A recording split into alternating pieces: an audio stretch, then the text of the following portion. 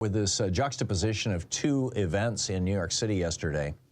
One, a very big deal, was President Biden speaking to the United Nations and calling out Russia for their invasion of Ukraine, for their these so-called referendums that they're now instantly holding. I mean, these regions don't even have the infrastructure to hold elections.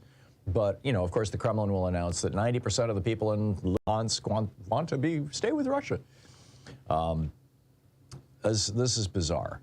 And so here you have, well, the juxtaposition was Joe Biden speaking at the UN about bringing peace to the world, the mission of the UN, bringing and maintaining peace. And New York Attorney General Letitia James' lawsuit against the Trump family, the Trump crime family, which is now being described basically as a family and an enterprise based on criminal fraud that does a little real estate on the side. And I agree with that. In fact, I would argue that their main business has been money laundering for years and years and years. You know, the Saudis buying an entire floor of apartments or whatever they're called, condos in Trump Tower, and Russians being, you know, the Russian oligarchs pouring money down Donald Trump's throat. So on the one hand, you've got this event in these two events in New York City. On the one hand, you've got Letitia James pointing out the just naked criminality of the Trump family, and pointing out how, and you know, Bill Barr was on Fox News yesterday going, well, his children, how can you hold his children accountable? Children don't know what their parents are doing. No, they're in their 40s, right? The so-called children are running the business. In fact, during his presidency, Donald Trump turned his business over to his children. So for 4 years, they were very much running the business, and the business is one of criminal fraud, of bank fraud, tax fraud, insurance fraud, real estate fraud. So you've got this, on the one hand, this just despicable man with his despicable, you know, family and their billions of dollars based on fraud. And then on the other hand, you've got this, you know, genuinely decent man, Joe Biden, showing up at the United Nations pleading for peace in the world,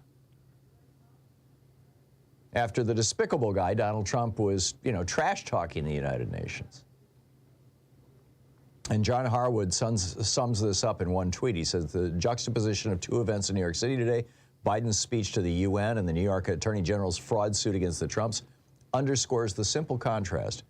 A decent man who believes in the American experiment has replaced an indecent con man who does not as President of the United States. And yet, and this is, I don't know if it's a testimonial to the power of repetition, which does cause people to believe things over time. And in fact, I want to do that as a geeky science a little later on in the program, or in the week, perhaps tomorrow or early next week, because there's just an amazing new study out on that that I just learned about last night. But, you know, is this a function of repetition, you know, like the big lie, like Goebbels talked about, and that FDR called out among Republicans back in the 1930s? Is this the function of right-wing media? Or is this something that's, you know, organized and planned? For example, we just learned that Ralph Reed, remember Ralph Reed, that smarmy guy who calls himself a Christian but is always advocating for things that would have made Jesus throw up? He's you know, a right-wing political consultant, and he founded this Faith and Freedom Coalition, which is now led by a guy named Timothy Head.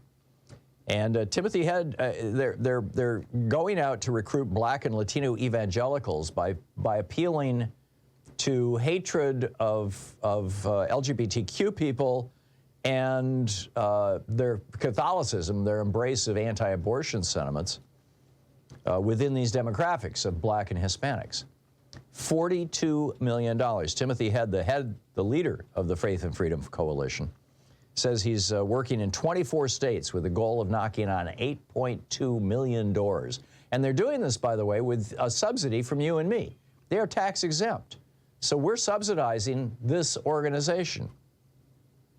They're based in Georgia, and they're going to be knocking on 8.2 million doors in Georgia, North Carolina, Pennsylvania, Ohio, Wisconsin, Iowa, Texas, Colorado, Arizona, Nevada, California, and Colorado.